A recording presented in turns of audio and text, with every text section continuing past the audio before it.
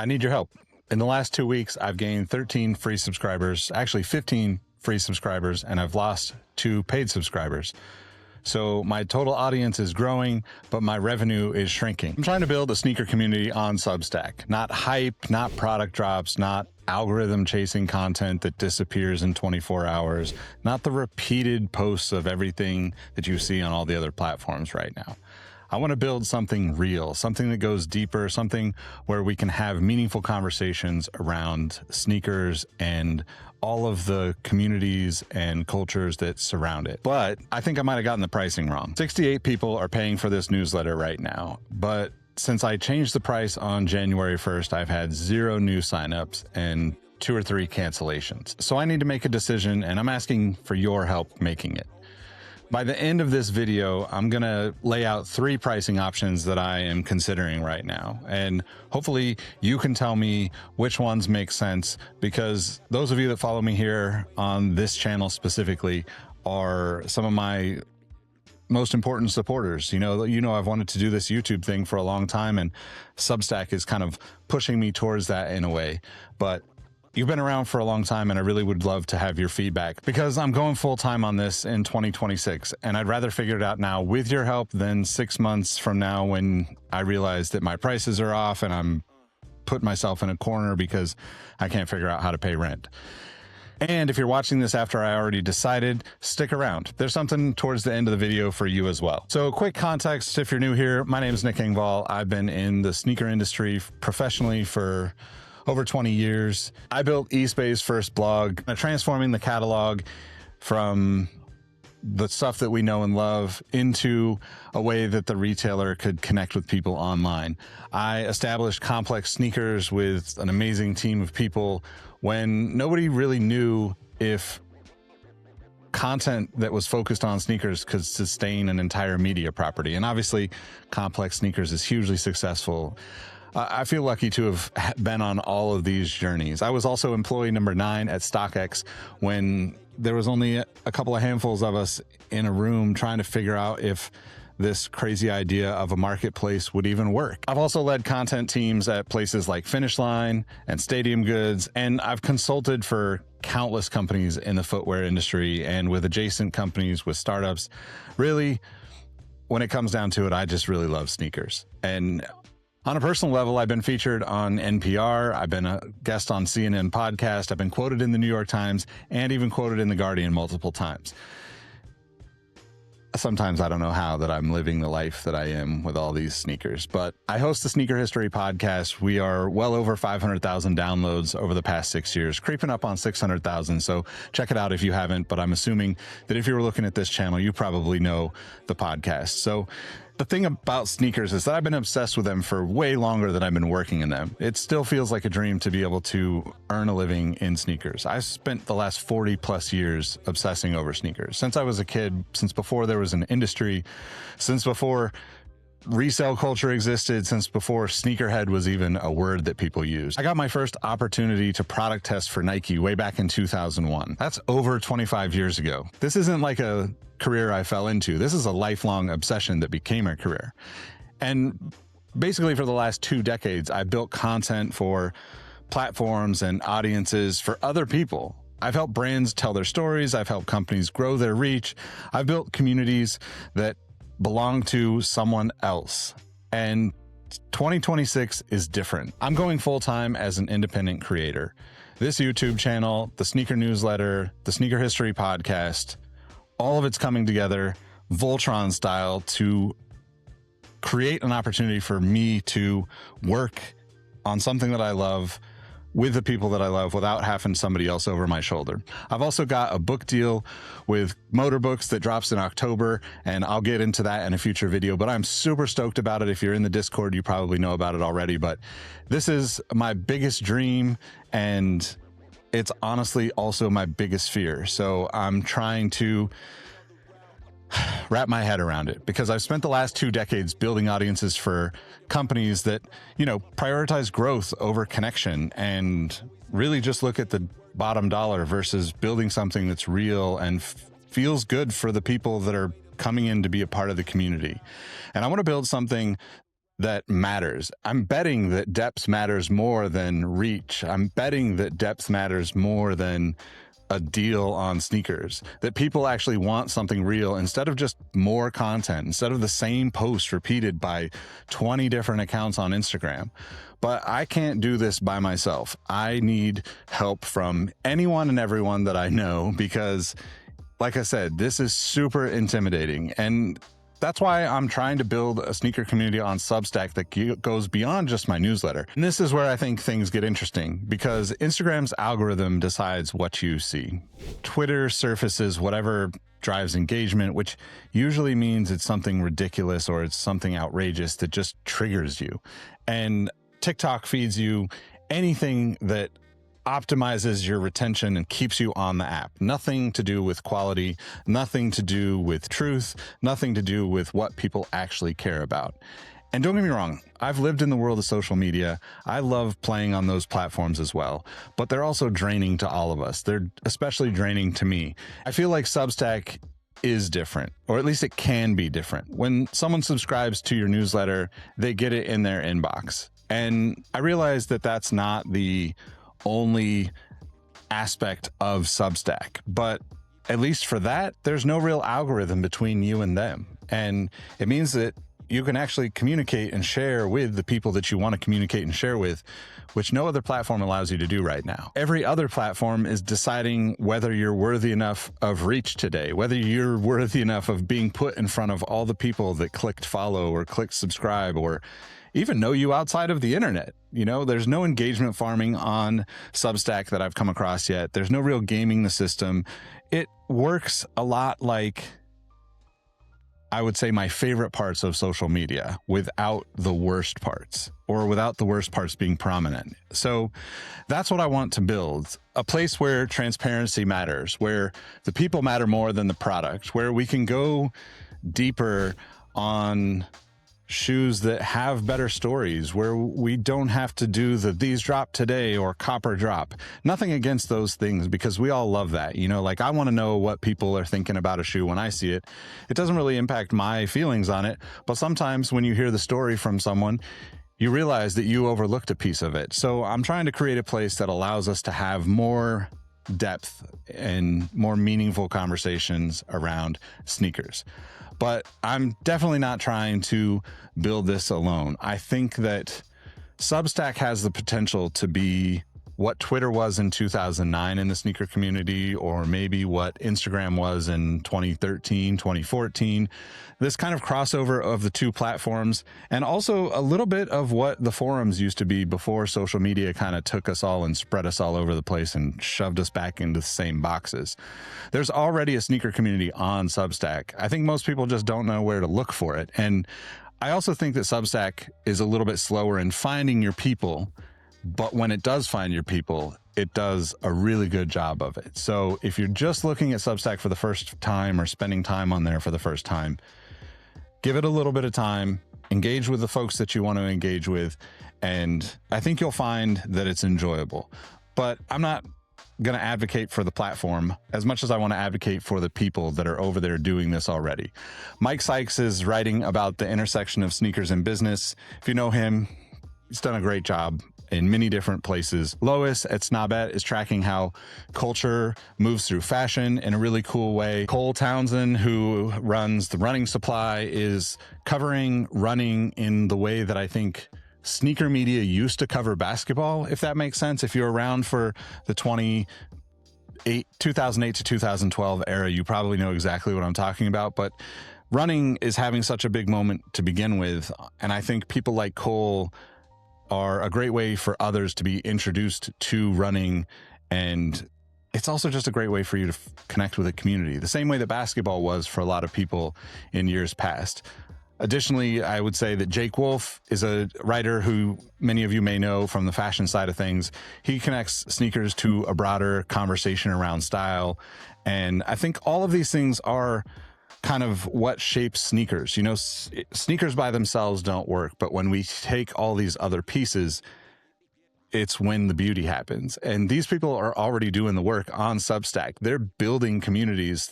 Some of them built amazing communities already and have huge numbers of followers and engaging posts every day of the week. And it's just I'm really excited to be there, as you can tell, but I want to amplify those people, and I want to help you if you want to get started. I want to see people helping each other find their people, because that's what makes any passion that we care about meaningful.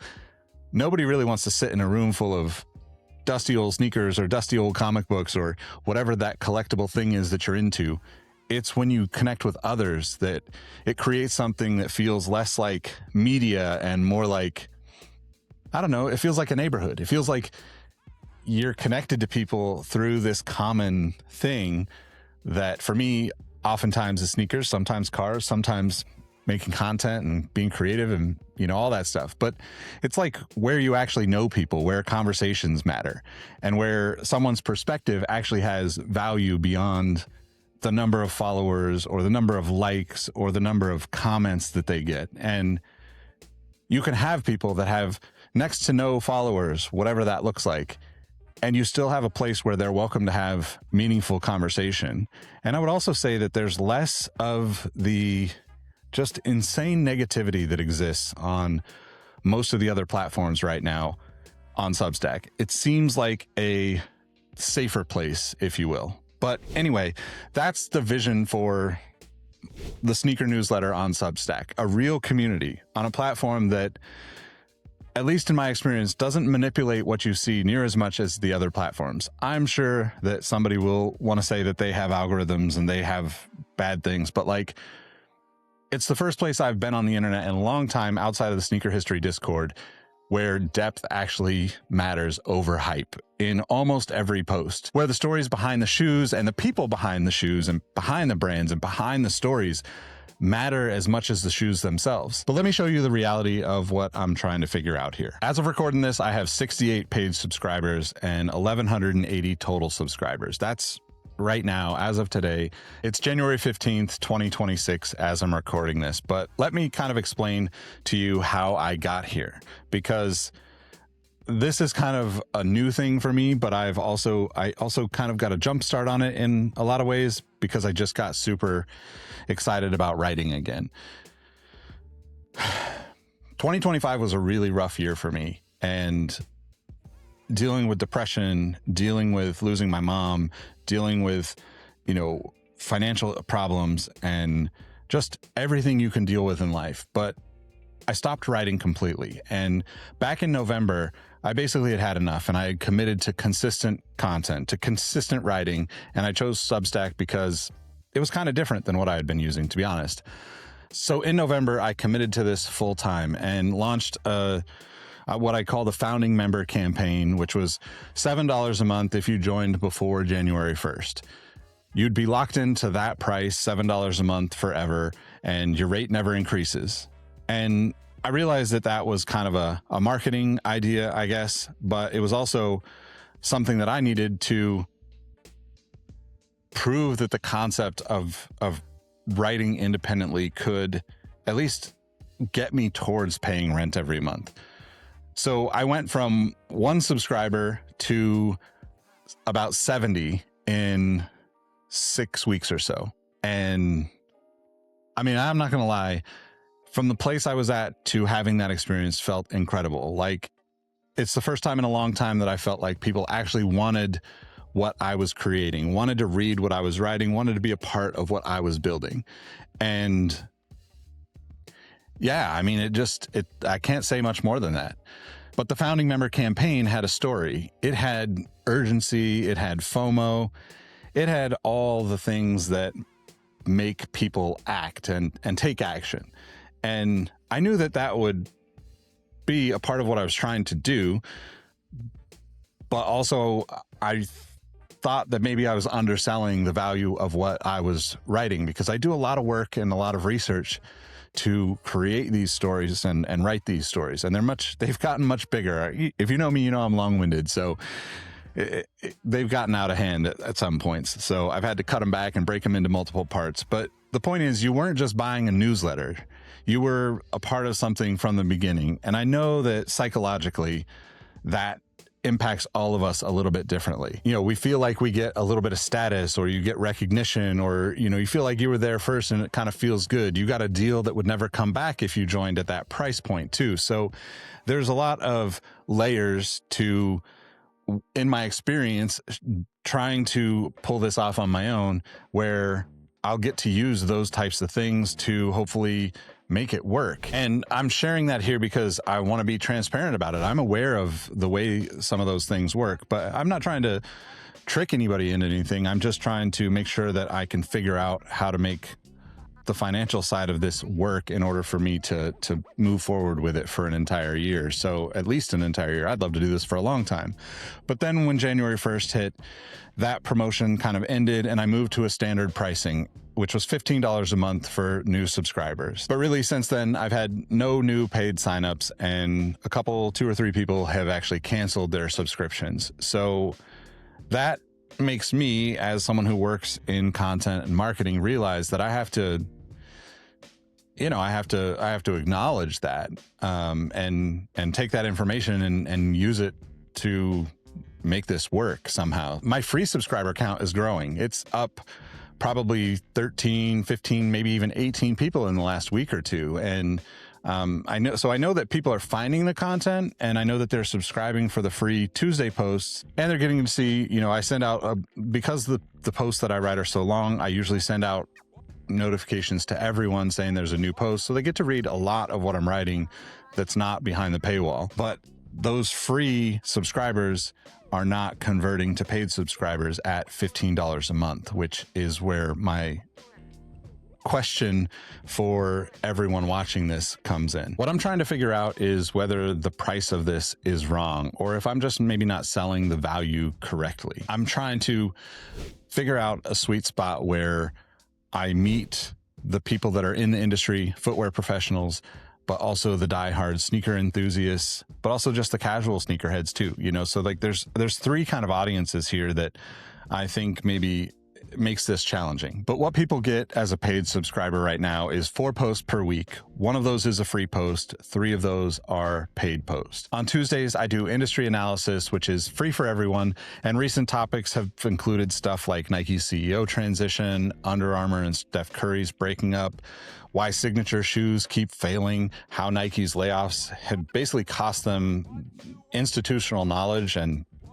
trademarks to the T90.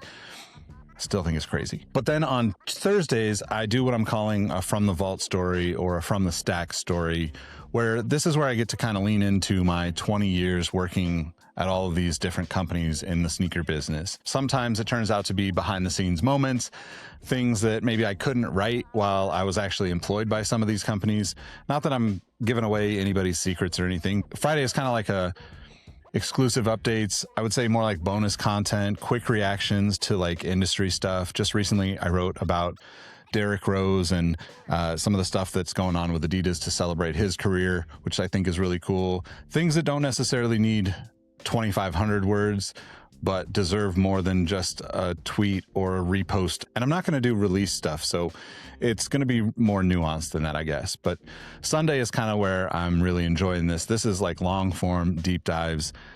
I say 2,500 words plus investigative type pieces, but I've already done multiple 4,000 or 5,000 word pieces because I just like to go deep on these things. And this is kind of the analysis that you won't find anywhere else, because I've actually been in the rooms where these decisions are made for 2 decades. You know, it's insane to me to say that, but it really is true. So here I am trying to do this on my own. But paid subscribers also get monthly AMAs that I'm going to do that on the last week of the month and ask, you know, for your questions. You can ask me anything about the industry, sneaker history, trends, brands, retailers, strategy, whatever. I'm kind of an open book when it comes to this stuff anyway. And a lot of you have had great conversations with me over the years, but I want to make something more formal, because when I did that on this channel before, a lot of people really gave me some positive feedback from it, and I think people will like it.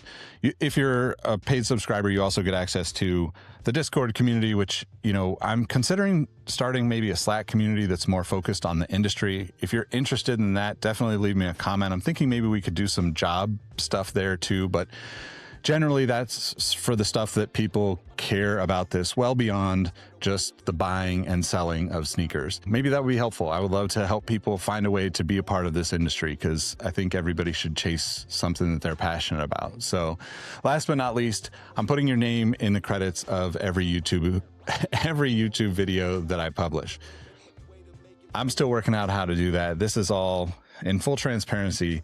This video itself has taken me like 4 times of recording now, because I've messed it up so many times and my audio was off and my camera was wrong, and I'm just figuring it out. So hopefully you'll stick around as I figure it out, and I promise that it's going to get better, and you're going to have more access to me, to people in the industry, and you're going to have better conversations about sneakers than you've ever had in your experience so far.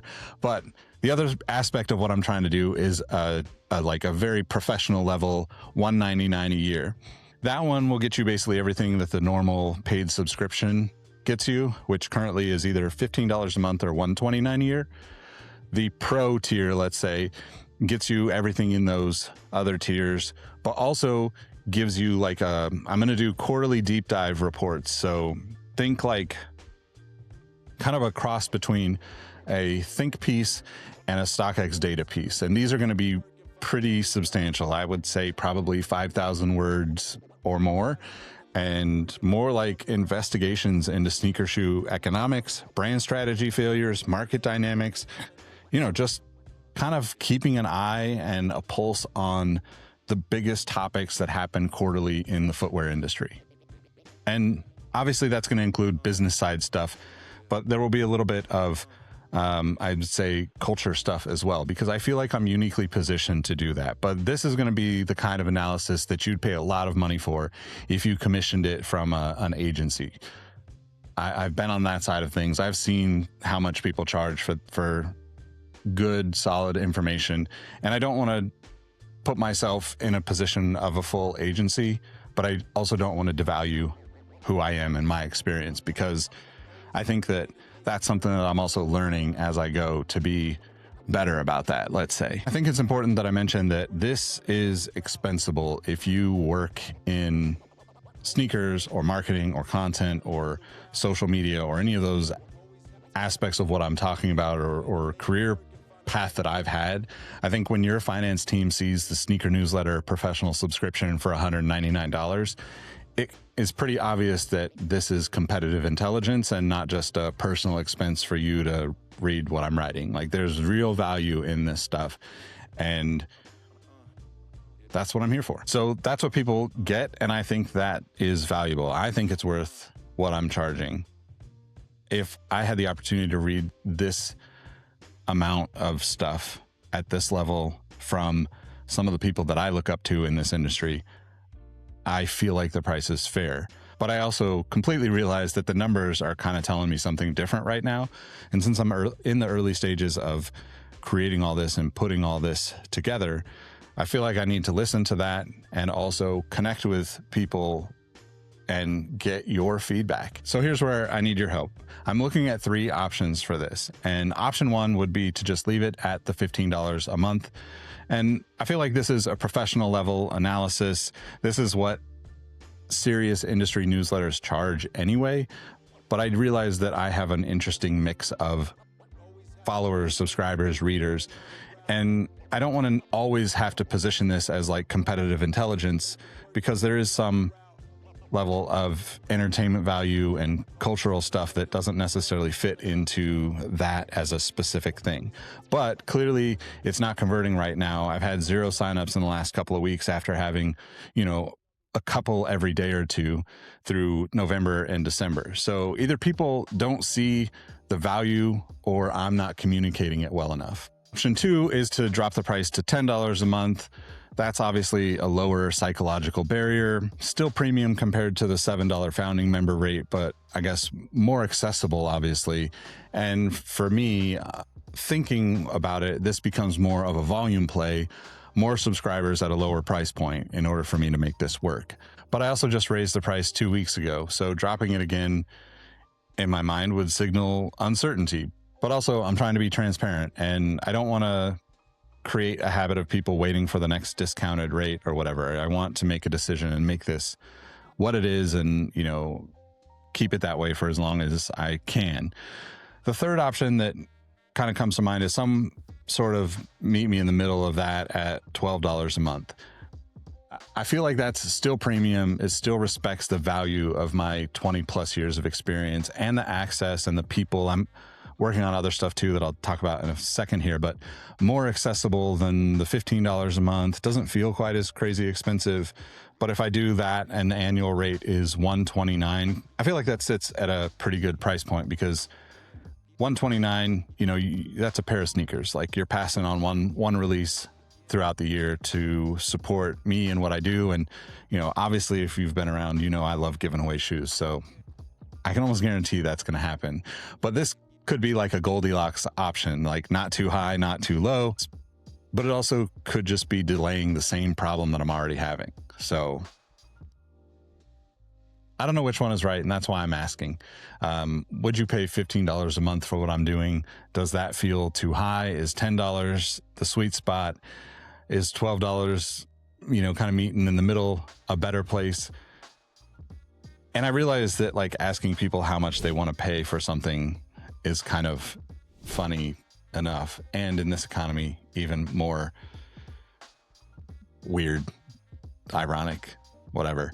But I think, like, the bigger question is, what would make it worth whatever price? What am I not doing that would justify premium pricing to you?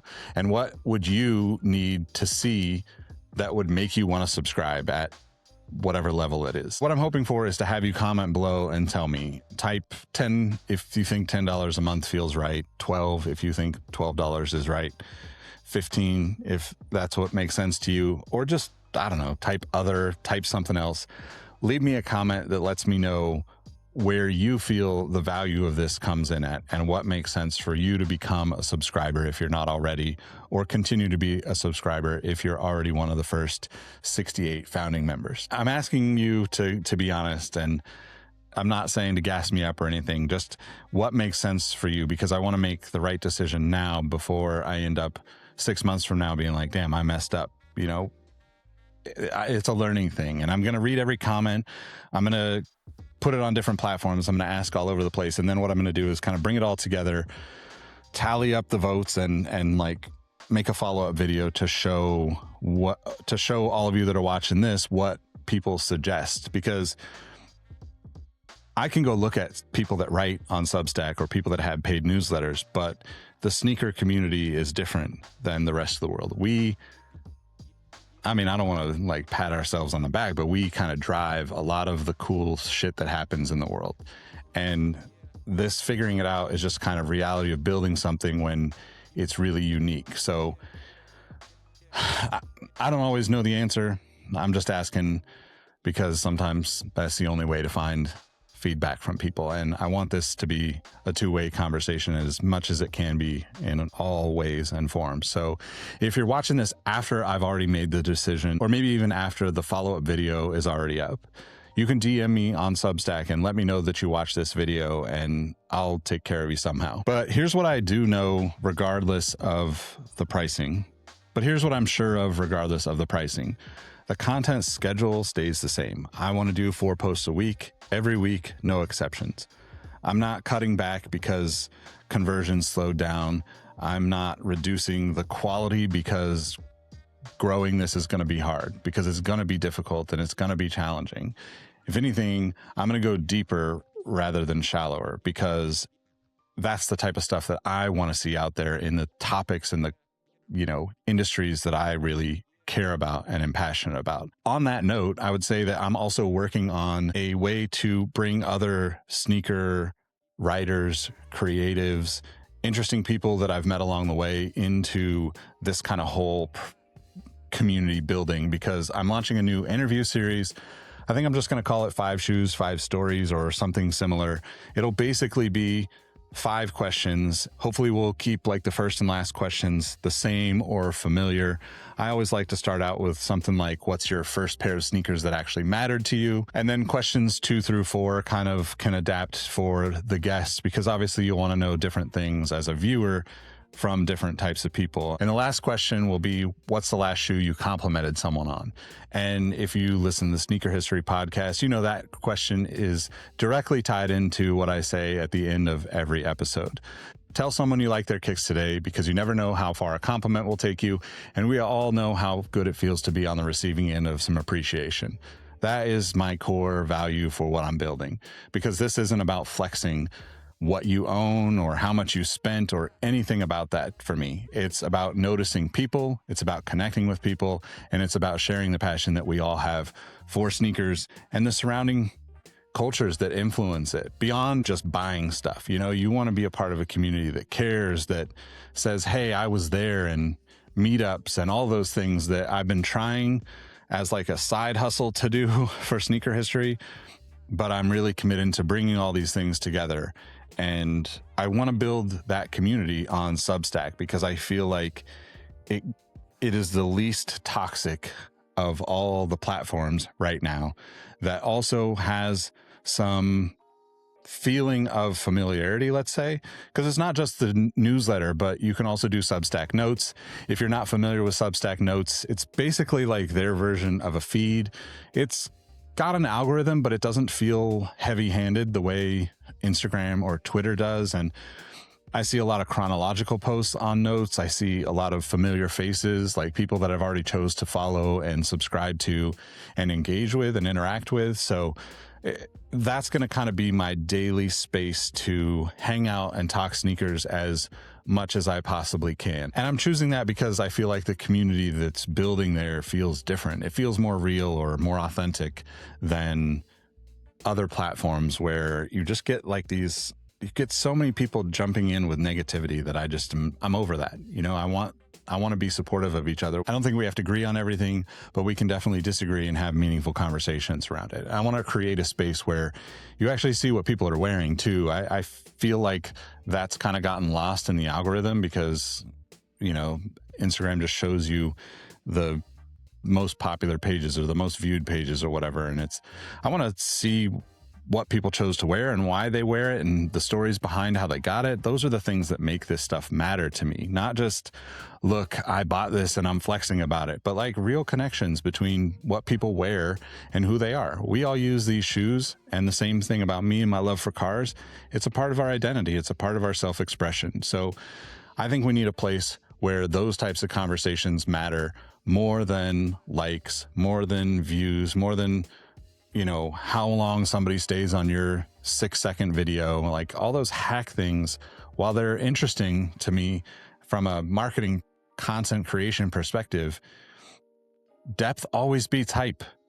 Like nobody's going to share a 2-second video that gets you a bunch of views.